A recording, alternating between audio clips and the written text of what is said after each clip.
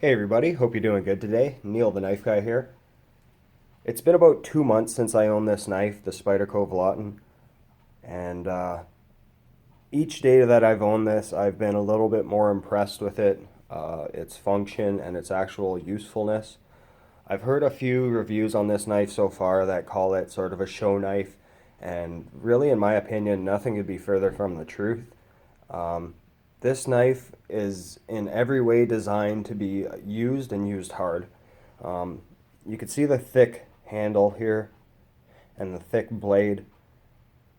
The way this knife is put together, you could really crank on this knife, sort of twisting motions, all that sort of good stuff, and really not have to worry about the overall soundness of this knife or the structure of this knife sort of giving out on you. A lot of that is due to the stop pins, which are sort of dual purpose with stop pins and thumb studs. You can actually use them as thumb studs and flick the knife open, or you could still use that blade hole and send the blade flying open. Doesn't really take too much force at all to get this blade to open, and it's a really smooth knife. Maybe just get you some close-ups here. You see the polished G10 is really nicely done. Almost, to me, it sort of looks like snake scales, just with that sort of pattern that G10 has. Like I said countless times, this is a super stout knife. Everything from the thickness of handle to the thickness of blade to the actual thickness of the liner lock. And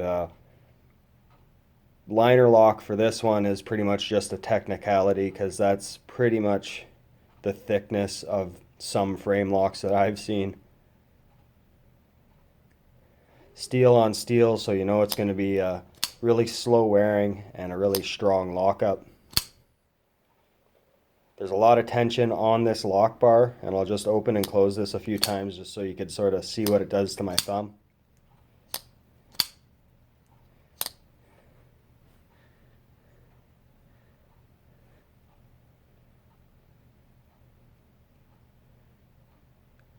So I built up quite a callus opening and closing this knife, and really,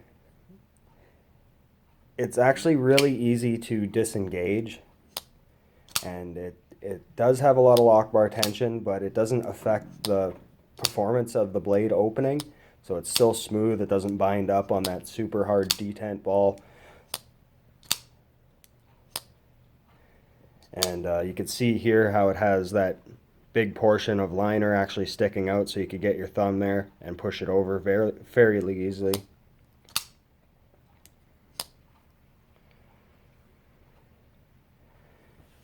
The S30V on this is actually a hollow ground blade. Probably the best choice for this knife because of that thick blade stock on it. The hollow ground on it's done really well.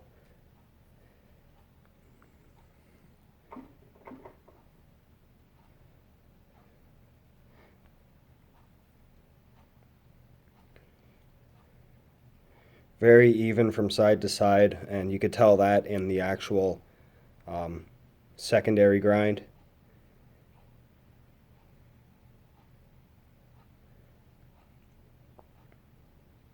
This thing is actually quite a slicer, even though it does have that thick spine to it. Cutting up vegetables just yesterday for a stir fry I was making, and it really does just slide through. Doesn't bind, doesn't like create that wedge effect you get with a lot of thicker blades. So the hollow grind on this was probably the best choice. If you would have went with a flat ground blade, it might have been tougher behind the edge, but I haven't had a problem carving down hard on wood with this. I've been making some walking sticks for the summer for me and my girlfriend, and taking the bark off that, actually scraping the wood down to get it smooth. And this knife has done it all. You can see on the clip it has a little bit more wear than when I actually got it. That's actually because I carry this knife quite a bit. Maybe just roll in some size comparisons. This here is the Manix 2. It is the saber ground version, an older version that has recently been, well, not recently, but has recently been discontinued. This is the S30V blade. They also make the saber ground in 154 cm. You see just how much longer the Vallotton is. But it's actually a quite comfortable knife to carry in pocket because it's slim in this dimension here. I'll just roll in the Paramilitary 2. It's a little bit longer in blade and pretty much the same handle length, so you do get more blade in the same sort of handle package as to the Paramilitary 2. A blade that's pretty much the same size as it would be the 710 McHenry & Williams, and even then the 710 is a little bit bigger in handle and a little bit bigger in blade length.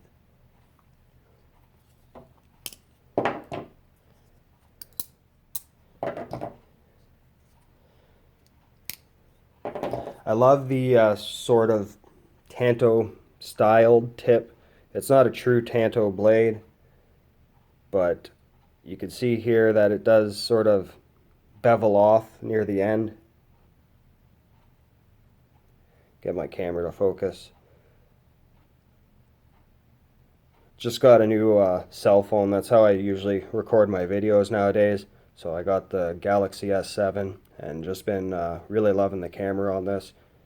Shoots in 60 frames per second at 1080p and really get some good video now, good clear quality. But you can see that Tanto style tip where the bevel sort of goes into a flat ground or a convex. I think it's actually a flat ground tip there, which allows the blade to keep its thickness pretty much all the way out to the tip here, and then it narrows down into a piercing point. Super stout knife, super stout tip. Have no problem sort of doing this to it with worries of the tip sort of breaking off. I wouldn't do that with my Paramilitary 2, but this thing really doesn't even feel a tin like this. Like I said, it's a great slicer. Maybe just show you on some cardboard tube here.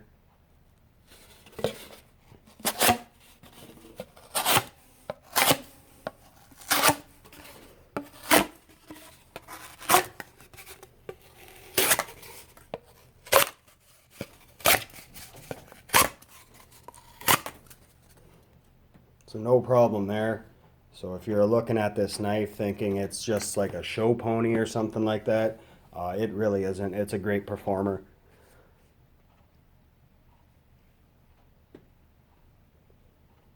There's a lot of this knife sticking out when you do have it in pocket, so it's not a deep carry knife or pocket clip. You can see how much would be sticking out of your pocket there, but I find that's a good bit of amount to actually pull the knife from your pocket. In and out of the pocket, this knife is really smooth, just because of that polished G10 under there. I could see if it was like standard textured G10, it would be a little bit of a struggle to get in and out just because the scales are a little bit curved. And the pocket clip tension is actually quite tight on this one. So when I have a little bit of a tough time Spidey flicking, it's not really due to the smoothness of it, it's more the length of the handle. When I Spidey flick a knife, I sort of bury it in the palm of my hand like this and then flick it out. With this handle being as long as it is, I have a tough time finding a position where I could get the force needed to sort of Spidey flick it out. But with a little bit of patience, it can be done.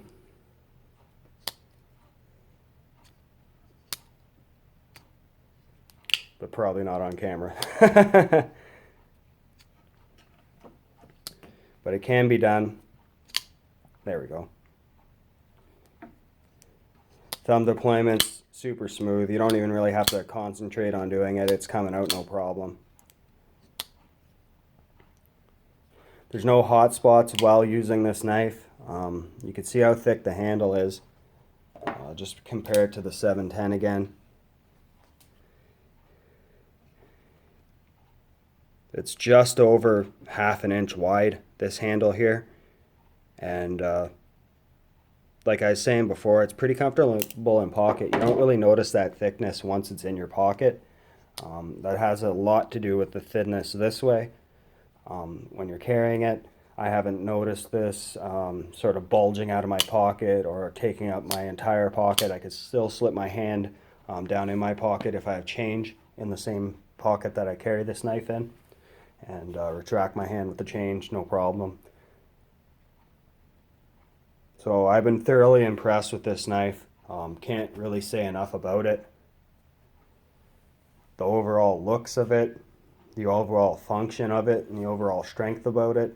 I did some pictures on Instagram of this knife while I had it taken apart just for cleaning. It had some rust on it when it came to me used.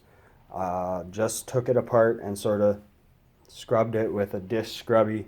It was just some minor rust spots. Took it off, oiled it, and it's been fine ever since. But took it apart and took some pictures on Instagram of it. And each part in here is numbered with the number 94. I don't know if they did that to match up parts once they plancher ground it. But I had one complete side off this knife and locked the blade open, and there was still no blade play in it.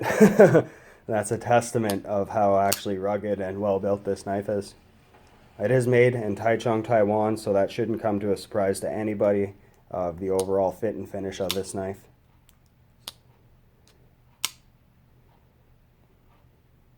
Great looking knife and great functionable knife. So that's going to be it for now. I'll probably do a few testing videos this year. Haven't been doing too many of those recently. My internet's been pretty fickle lately for the past year or so. And when I go to upload, I don't know, 20-minute plus videos, it takes almost 2 days to actually upload it. So I got a new internet connection and all that. So I'm hoping that the speed of upload is a little bit better now. Get out and do a little bit more testing of some blades that I've been really wanting to get on video for quite some time now. And so hopefully stay tuned to that. I'll also be doing another video of a few shout outs of channels that I really think should have more subscribers just based on their overall awesome content and sort of personality. So stay tuned for that. And thanks for watching this video, guys, and take care.